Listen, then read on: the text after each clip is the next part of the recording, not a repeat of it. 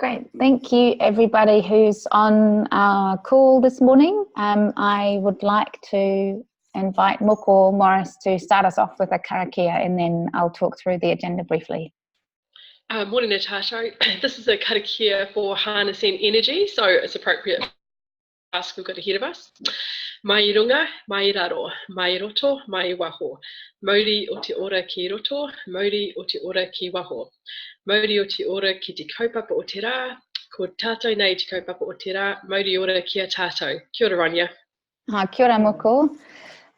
Great, so welcome everybody who's on the call, and thank you for joining us this morning on our first webinar, a debrief on the high-level political forum on sustainable development. And so my name is Ronja Ievers. I work for Hui Community Aotearoa, which is a national body supporting the wider community sector. So just ahead of the meeting, I just want to mention that we're recording this meeting. And when you logged on this webinar, you also noticed that you are automatically muted for those who are attending. This is really just to avoid any issues or interference, and there will be opportunities for discussion and questions. And you will see on your screen, I've shared our agenda for this morning. So our webinar is about an hour long, and you'll be able to ask questions and be part of the discussion later on. And you'll be able to do that by pressing the hand icon that's located next to your name. And I will then call your name, unmute you, and give you the floor to ask any questions or share your comment. And you can also use the Q&A box and post your question in there, and I will either reply in writing or direct the question to the right speaker. So I'm really pleased that we can make this happen this morning, and to have here with me Dr. Gill, Greer and Moko Morris, who are both the co-writers of New Zealand's People's Report on the Sustainable Development Goals, and the three of us were able to attend the forum in New York last month. I also have Maria Da Rocha with me here, who's I'm looking over there because she's sitting right across from me, who's the website administrator of New Zealand's new SDG website, and hopefully she'll have a few minutes at the end to tell us a little bit more about the new online hub for SDG discussion in New Zealand. So if you're not familiar with the acronym or the forum itself, the HLPF, or High Level Political Forum, is the UN central platform for follow-up and review on sustainable development, and is held under the auspices of the Economic and Social Council. It's generally attended by all sectors of society, but the participation of non-state actors is coordinated through a mechanism called the Major Groups and Other Stakeholders. And this year the forum was held over 2 weeks in July at the UN headquarters in New York, and the theme was empowering people and ensuring inclusiveness and equality.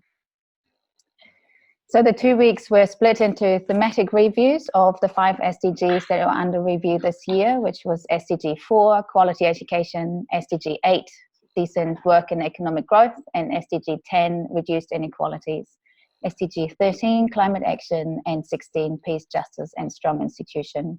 And in addition to SDG 17, which is reviewed every year.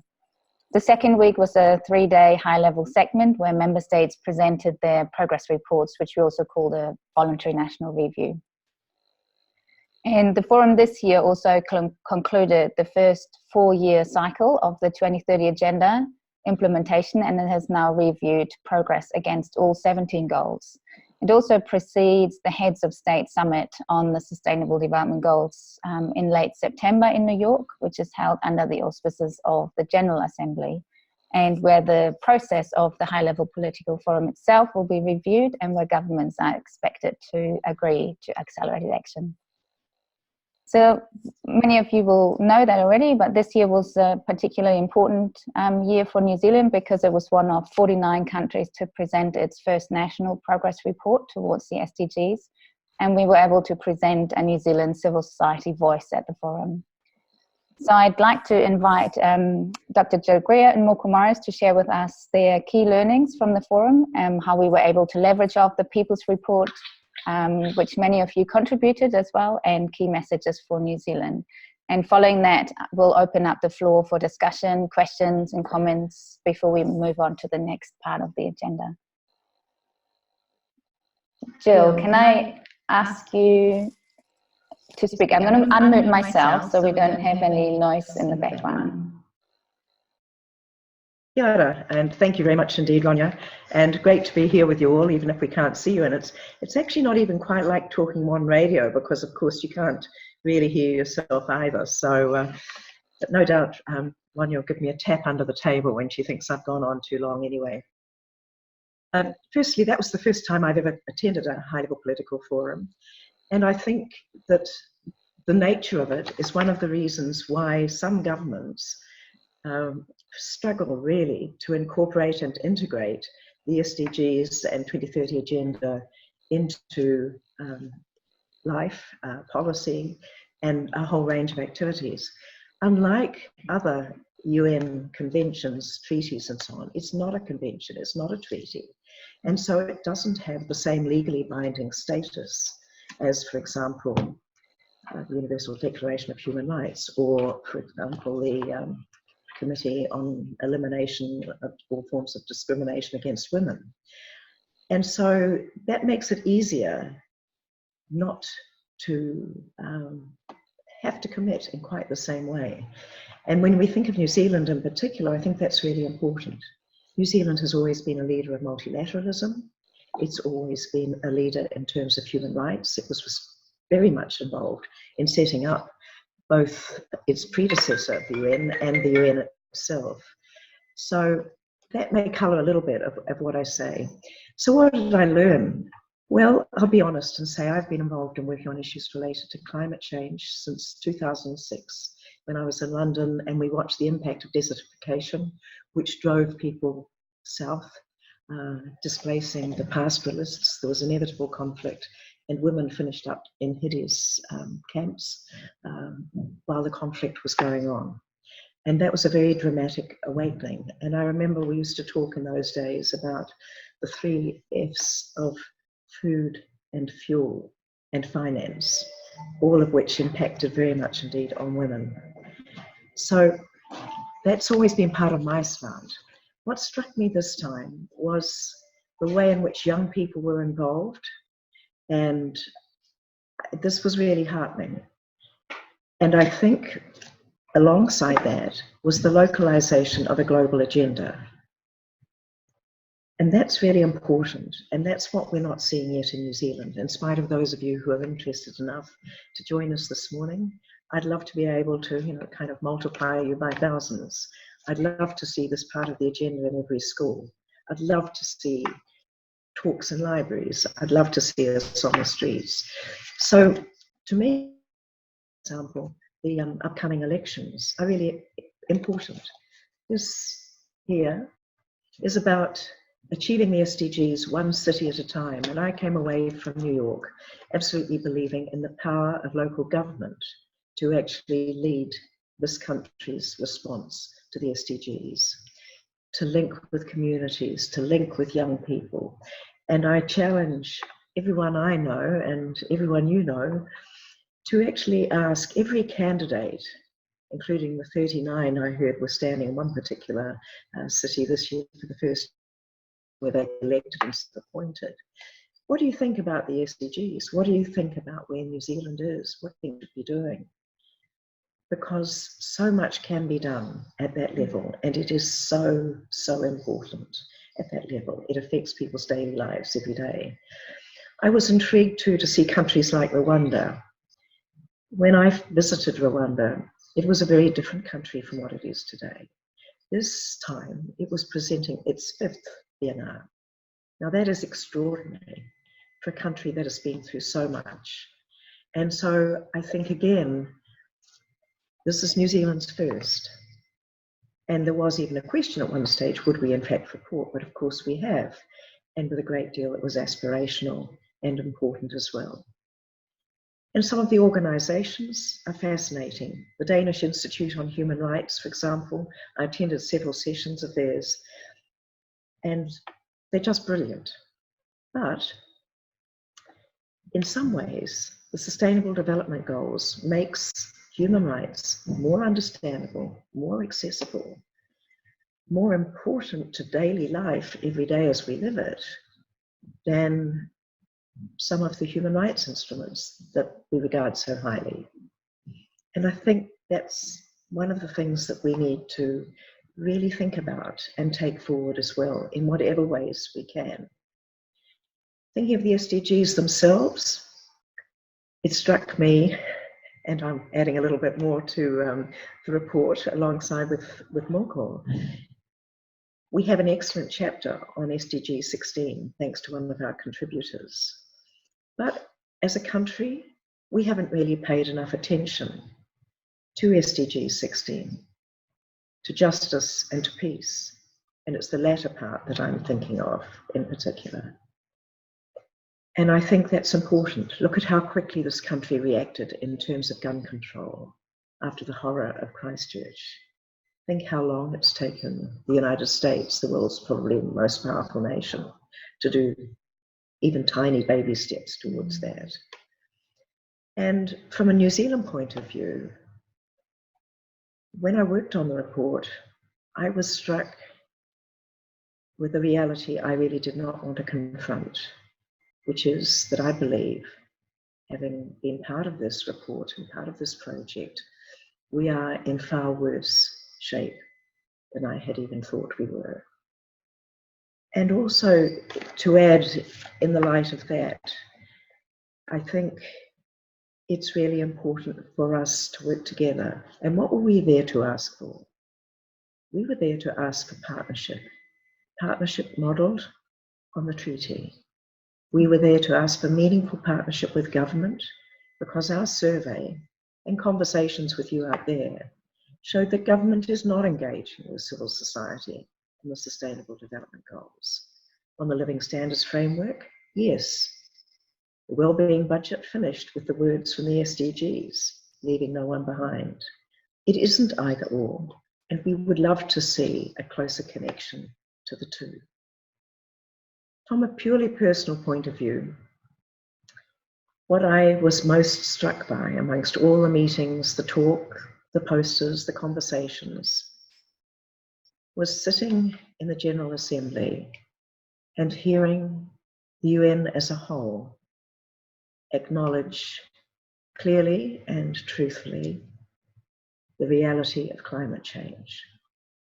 When that group sat down to draw up the SDGs, one of their comments in the paper that went out with the initial draft remarked on the fact that most important of all, in many ways, was SDG 17, partnership, multi-sectoral partnership.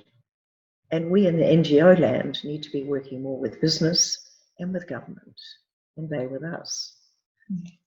We also remember in that piece of paper that accompanied the draft, they commented on climate change, which has the power to prevent us reaching all or any of our goals.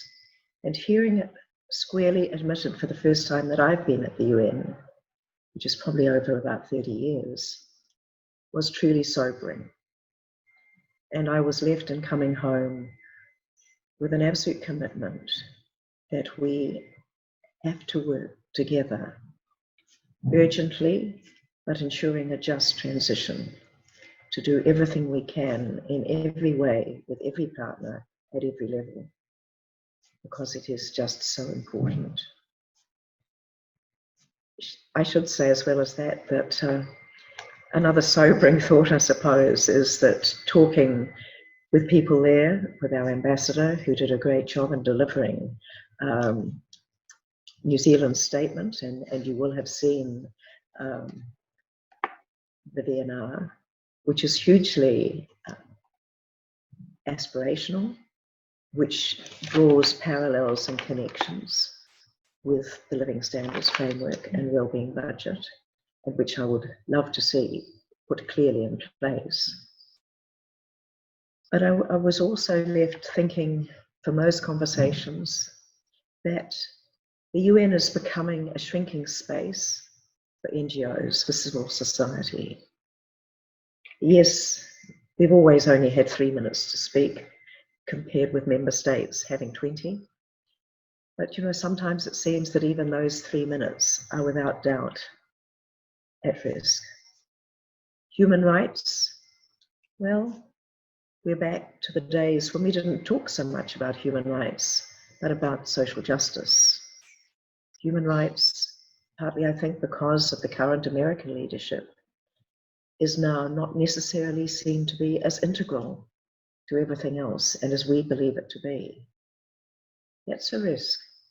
Alongside that, less emphasis on gender equity, on women's equality, and that takes us back to CEDAW, the Commission on the Elimination of Discrimination, all forms of discrimination against women, earlier this year, when we were not able to say in the government's statement, or get into the, well, we did in the government statement, but couldn't get into the outcome document, mentions of sexual and reproductive health and rights, women's empowerment, gender equality.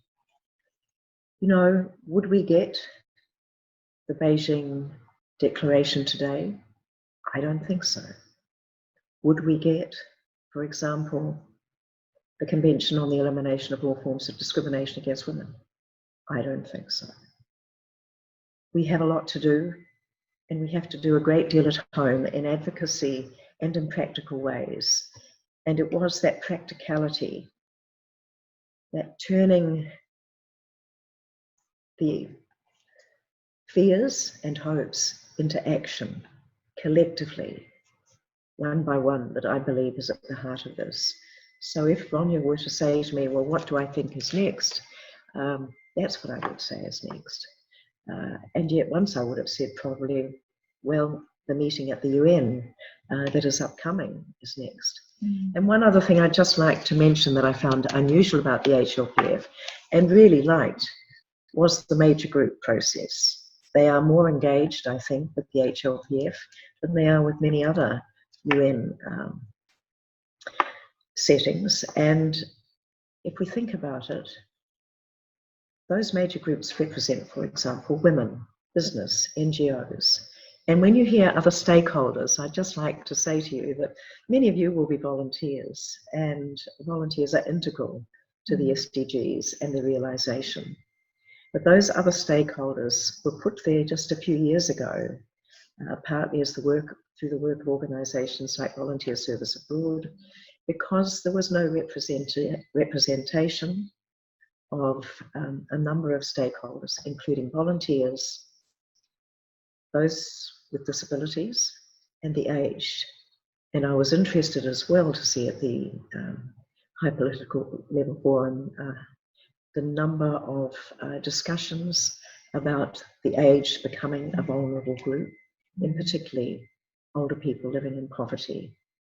And so that's the thing that I would like to leave us thinking about as we go away later today, is this is an integrated agenda. No one can deliver fully on every goal. And it is important, nevertheless, to think of them in an integrated way, and then, yes, to take a focus. And just quickly about our survey, I was very disappointed to see the large number of NGOs who responded that don't have a climate change strategy or a sustainability strategy or processes attached to that. And we need to put our own house in order as well as others.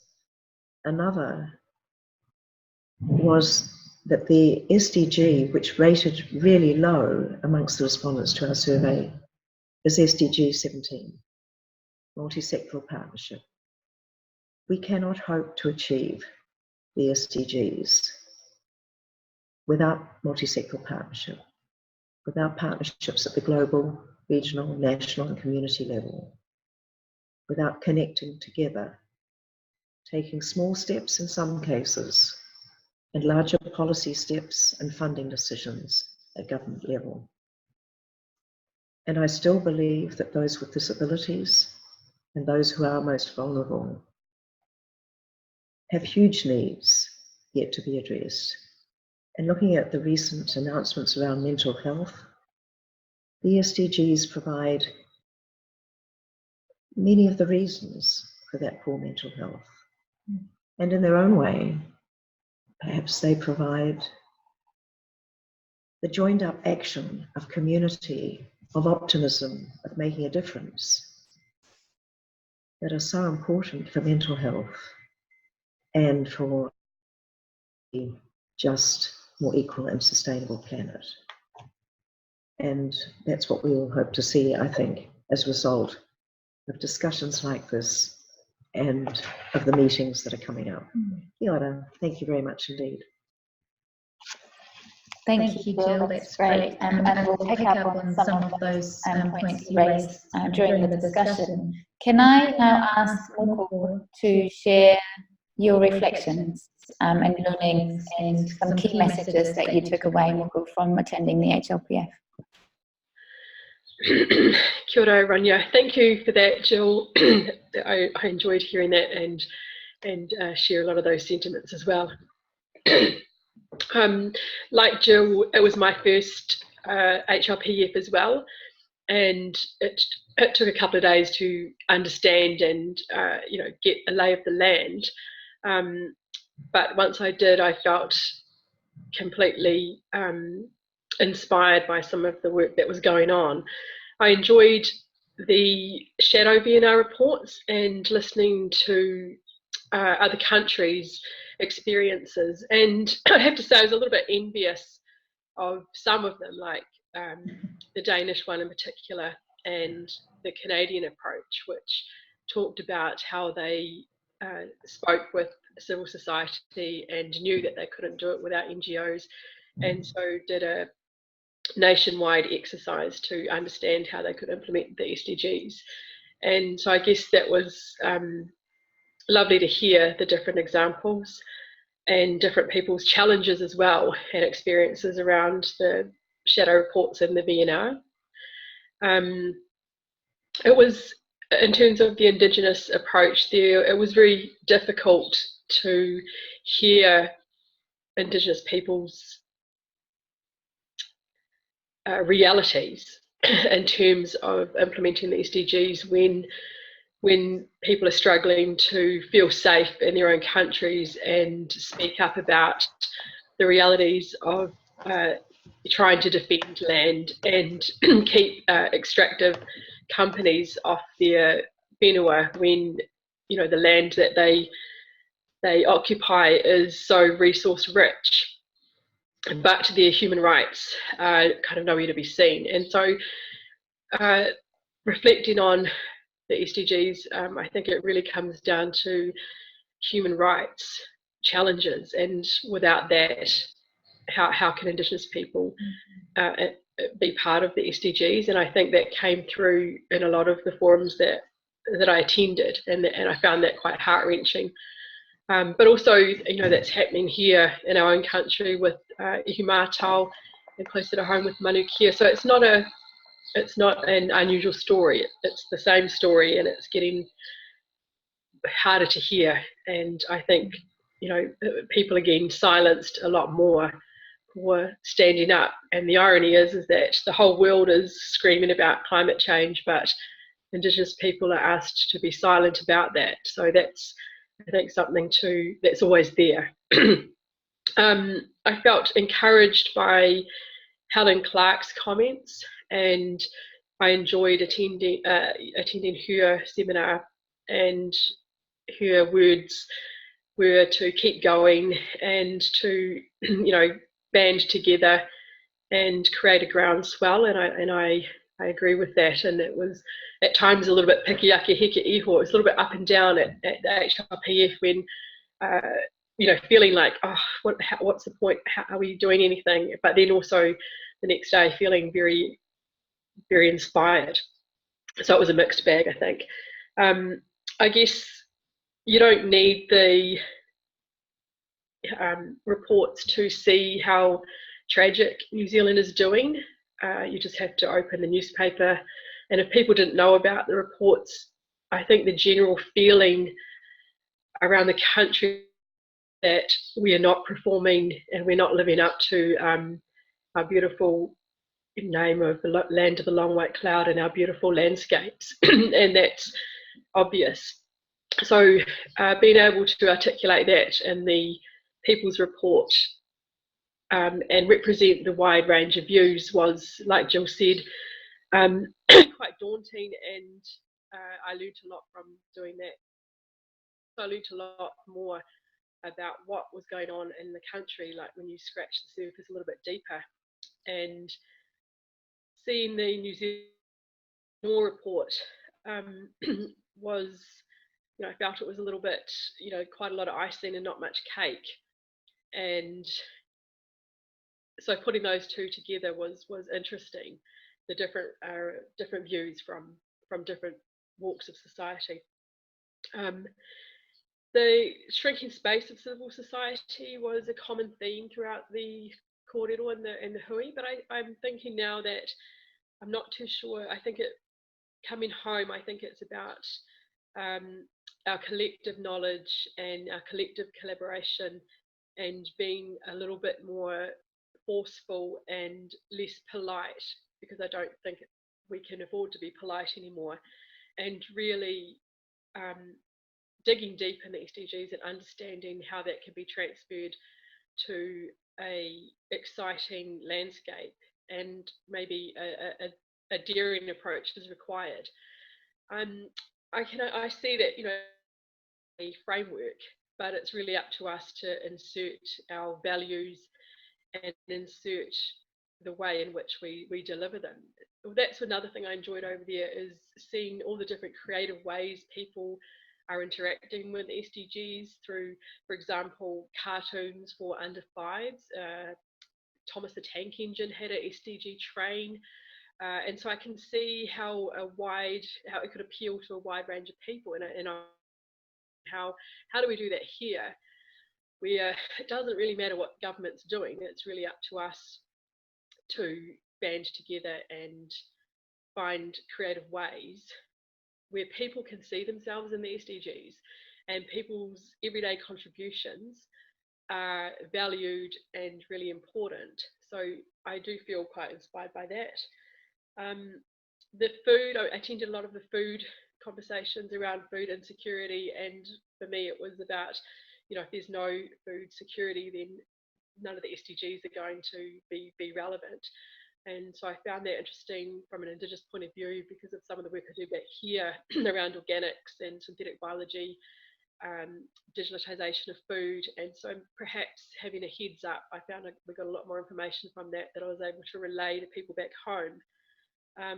For me now, I'm trying to put the SDGs into the different levels of work that I work with, but trying to get people to understand what they mean, and so that they're reflected in the SDGs. And like I said, that everyone's contribution helps. And so it's great to have people listening today and feeling like we're part of a bigger network. And I'm looking forward to the weekend where we can discuss this further and help Maria with the website and build the groundswell that's needed from the ground up. So kia ora tātou. Thank you, kia ora, Moko. It's great. So what we'll do, I'll open up the agenda now for some discussion, and if anybody would like to make a comment or ask a question, you are welcome to raise your hand.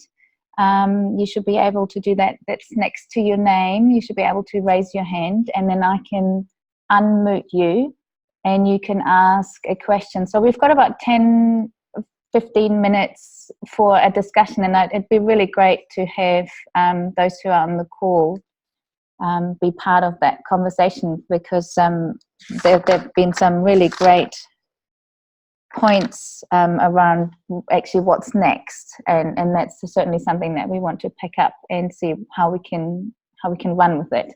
So if there's anybody who would like to ask a question, make a comment, please hit your hand now.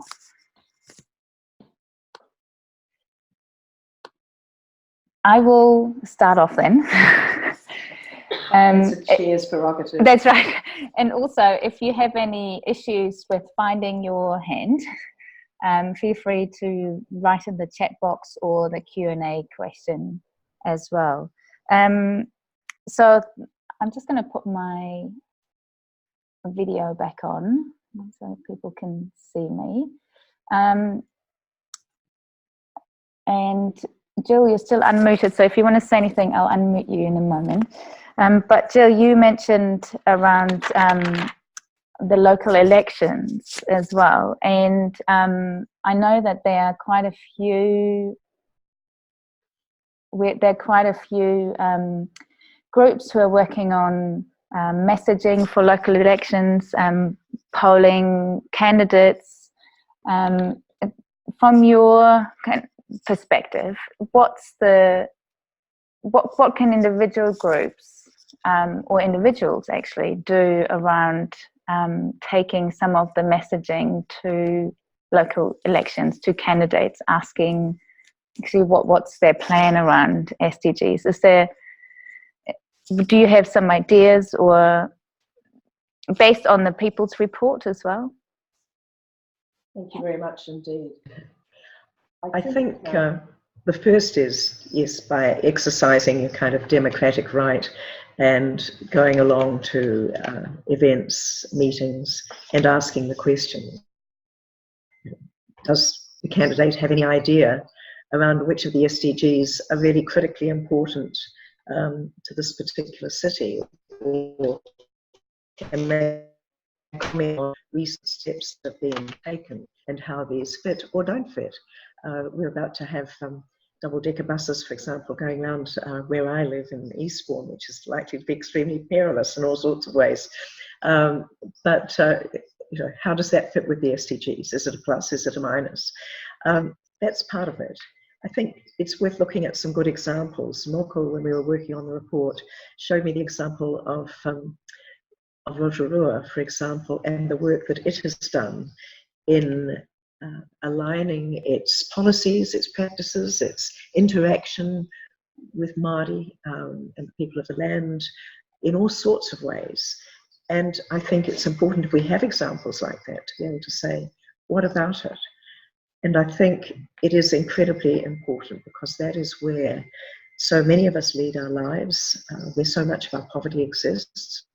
And also we have fantastic culture at times, fantastic opportunity, but there are so many issues in our cities, let alone transport and some of those obvious ones, let alone poverty, let alone health. District health boards, for example, similarly, that will be part of the whole election. I look at Auckland District Health Board and I think back, for example, to Waitemata's report saying that 49% of Māori and Pacific deaths are avoidable, which to me is a horrendous indictment of our country at this time. But then I look at what the Auckland District Health Board is doing in order to align with the SDGs, the reduction in emissions, the reaching out to their community. Of course, there's a huge amount to be done, but the spirit is there, and they have really taken this agenda from the very highest level of the Auckland DHB. I don't think it's happening right across the country. So that would be great to ask candidates for DHBs, and certainly regional councillors around transport, around rail, around buses, electric vehicles. And I know there's some debate recently about the cost of the battery and will it in fact save any fuel at all. I drive a Prius and people think I'm an Uber driver until I get out and they see I'm too old to be one probably. But we all have to take our own steps. But city councils, regional councils, DHBs, all of those local institutions, LGANs, or the whole of the local body sector in New Zealand, we need to be asking them, we need to make sure it's on their agenda, we need to be encouraging them to partner in events, partner in actions, partner in collecting data, because I believe that's where much of the action can come. Thank you. Moko, would you like to add anything? No, I don't. Okay, I have a couple of questions here. Just, Julie, I'm going to ask you your question about where to from here. We'll touch on that in a moment if that hasn't already been covered. I have a question here about the concerns that you both raised about declining human rights internationally in the political space, which are integral to many, if not all, the SDGs. How can New Zealand be a leader to make enhancing social equalities a priority? I did once stand for Parliament unsuccessfully, which is probably good for everybody. I think, firstly, by being a role model, as New Zealand has been in many ways in the past, around human rights issues. Often we have held other governments' feet to the fire. So I think both words and action are important at that level. I think by working hard across our society, I listened to two outstanding young climate activists recently having a debate, and one was saying, well, what we do doesn't make any difference, it's all up to government. The other was saying, well, no, it's not about government, it's all about us and the steps we take. And of course it's both. So there is little point in a government that speaks of human rights unless it's embedded in policy and in our lives as well. And I'm thinking in particular, for example, around gender equality, around stereotypes and norms, gender attitudes that hold people in their place and certainly help to drive, I believe, some of the male suicide rates in our country. I think there's much that we can do so that the story can be told, and that's part of it. So it isn't just what government does with other governments, it's about what we do and how we do it. And interestingly enough, one of the brochures that I picked up at the UN was, and I thought, oh, this is interesting, bright purple, and the topic is confronting racism with justice and unity. And I thought, that's interesting, I wonder where it comes from. And it's a youth statement on race relationships in Aotearoa. So one of the things that struck me in writing the report was the extent to which human rights, including the universal right to the highest attainable standard of health, are actually denied to too many people in our country, and in many cases have been for a long time. And it's no good treating the symptoms. We have to address the causes, and that has to be done in partnership.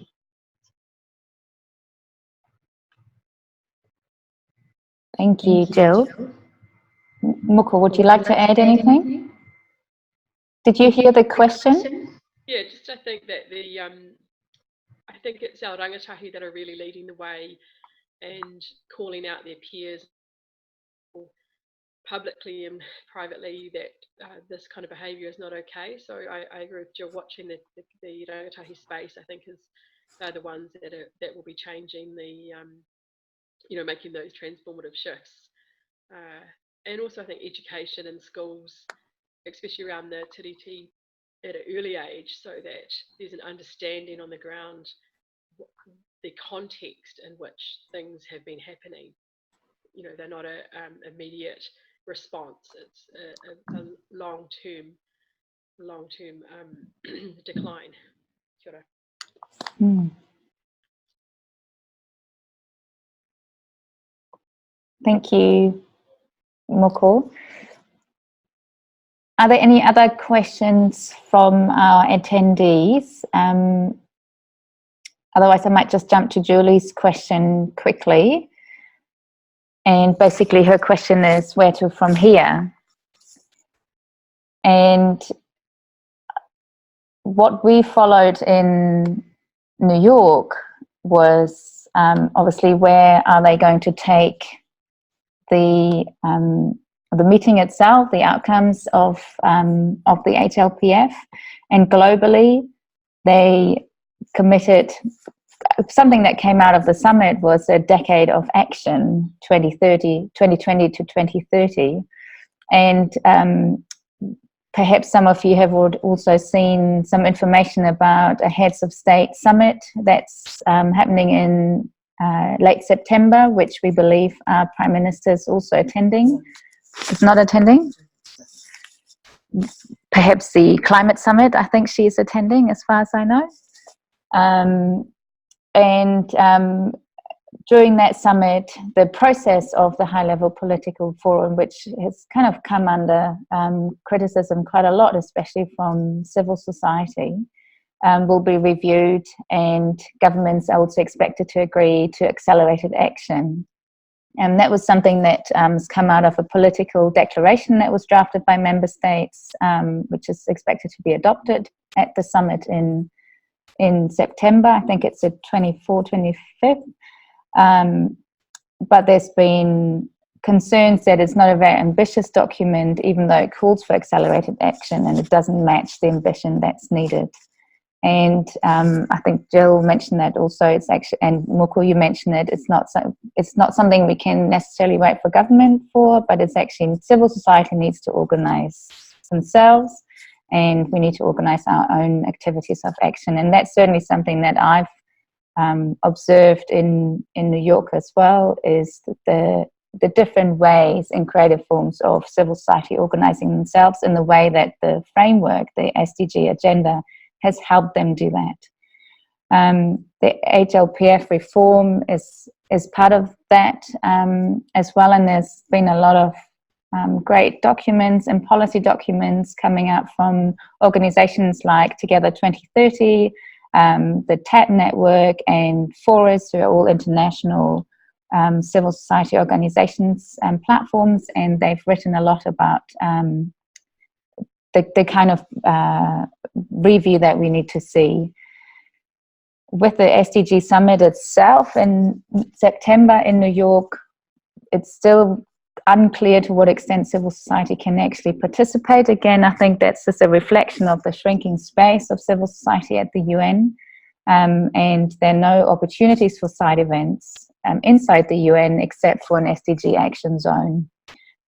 So we'll see where that's leading us.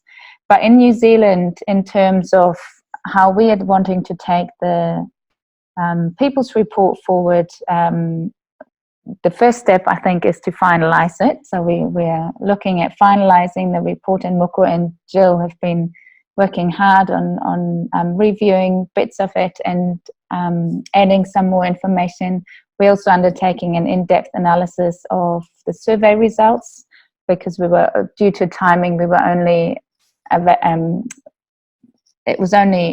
able to do a very high-level analysis ahead of the launch in July. So we want to do some more in-depth analysis, which is happening at the moment.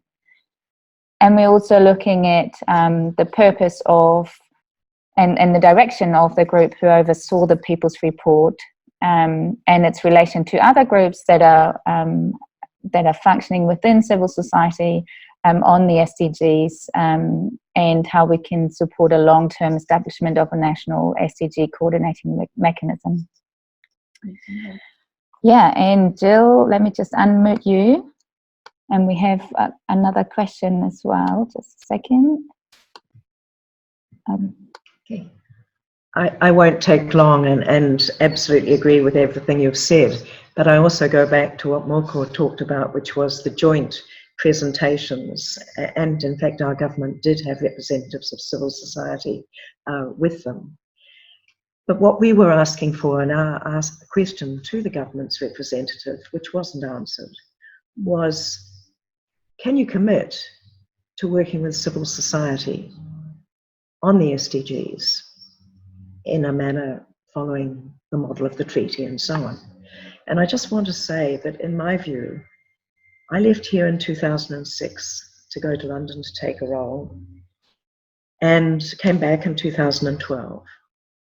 I think civil society is weaker in our country than it was when I left. I think there is a shrinking space, not just at the UN, but here. I can think of a number of NGOs whose very existence is threatened, some of which have received government funding in the past, like Rare Disorders New Zealand, which are likely to have to close in spite of representing 140 groups. And that's just one of many, and you will all have examples.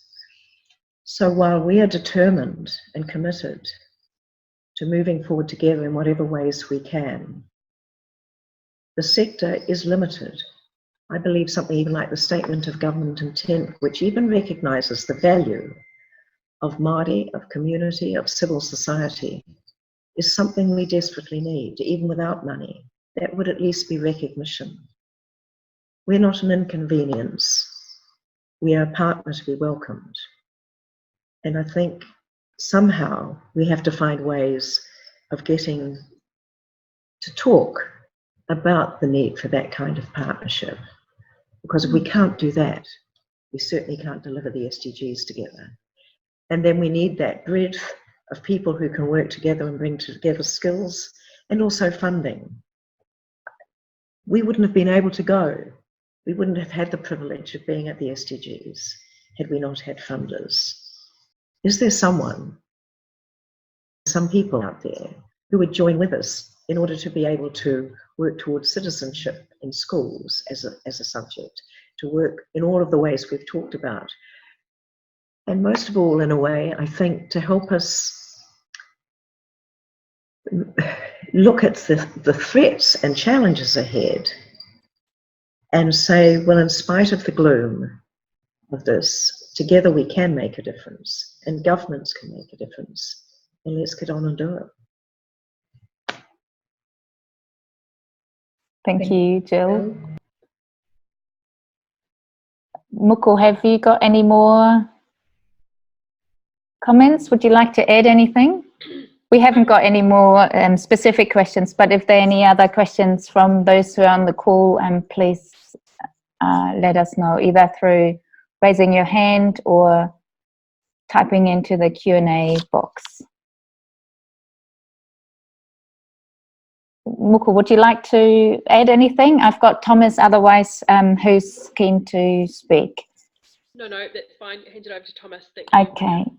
Okay, Thomas, let me you should be able to speak now. Okay, that's great. Hi, I'm Thomas Knights, and I'm one of the co-conveners of the SDG Summit in New Zealand on coming Monday. I just want to point out that is an opportunity where we can all meet in person and make some connections to advance the SDGs.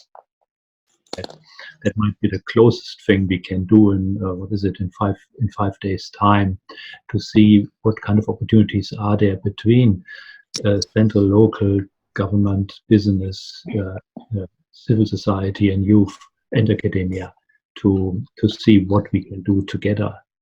Just want to highlight that. Great, thank you, Thomas. And the three of us here in Moko as well are attending that summit, so we look forward to that. Thank you for raising that. Okay. Any other questions?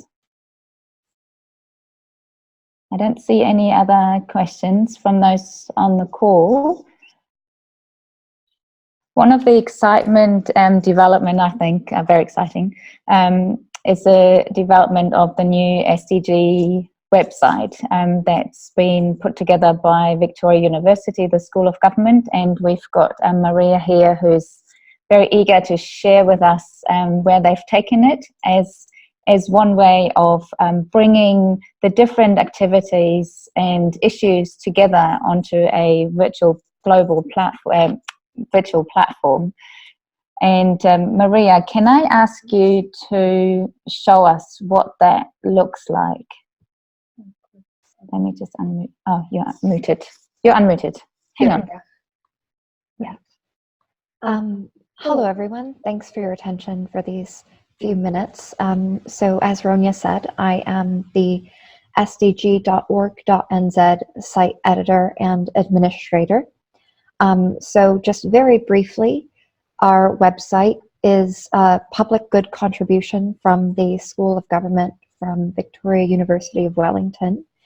And basically, our primary objective is to make cross-sector collaboration easier.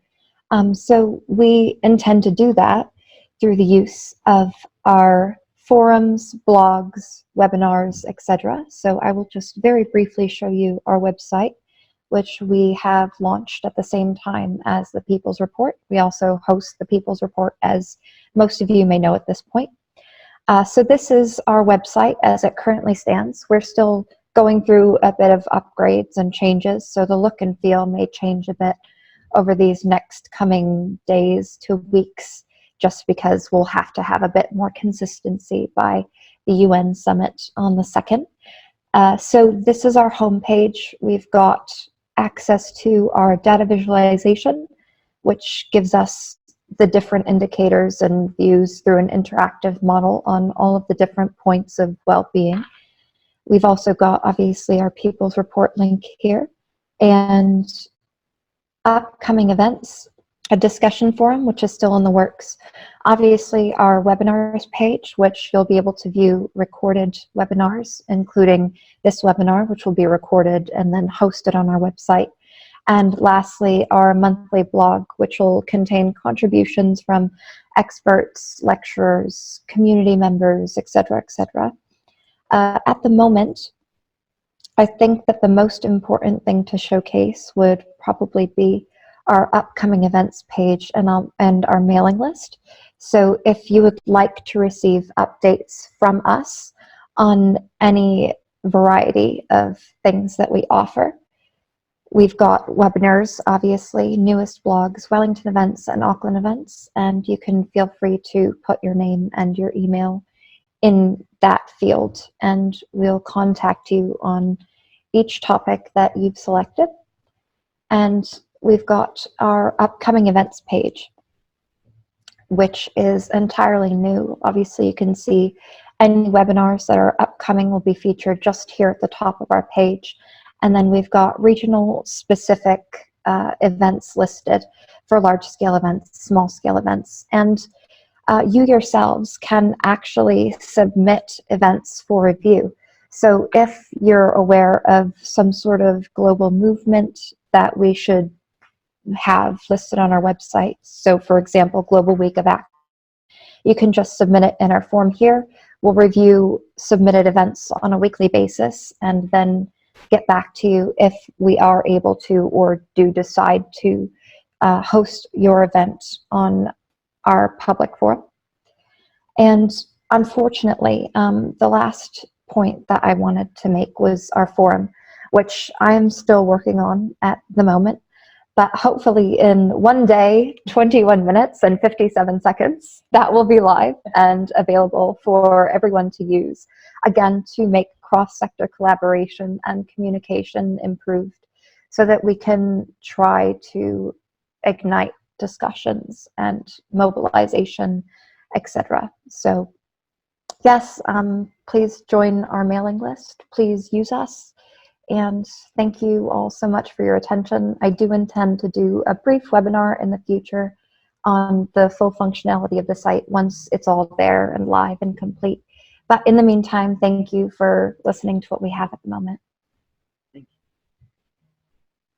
Great, thank you, Maria. This is really exciting, and I think a lot of people who attended the summit last year know how excited people were at the time, and it's taken a bit more time to get this up and running, so it's been great to have you on board on that and help with that. You mentioned the Global Week of Action. I just want to briefly touch on that because that's one of the civil society driven activities happening around the world, and there are organizations in New Zealand who are picking that up as well. And there's I think Maria, you're putting a link on the SDG website too on the different events that are being organized in New Zealand. There are some climate specific events that are happening already in various places, and so it's really great to see that all in one space coming together. Right, I think we are at the end of our webinar for today, and I just want to thank the panelists, Moko, Gill and Maria, and as well as those who joined us online and who will watch this in the future, hopefully as well. So, pardon? And we'll get better. We'll get better at this as well as we do more and more. So can I just ask Moko to close us with a karakia, and then we look forward to working together on the SDGs in New Zealand. going forward. And look forward to meeting everyone next week.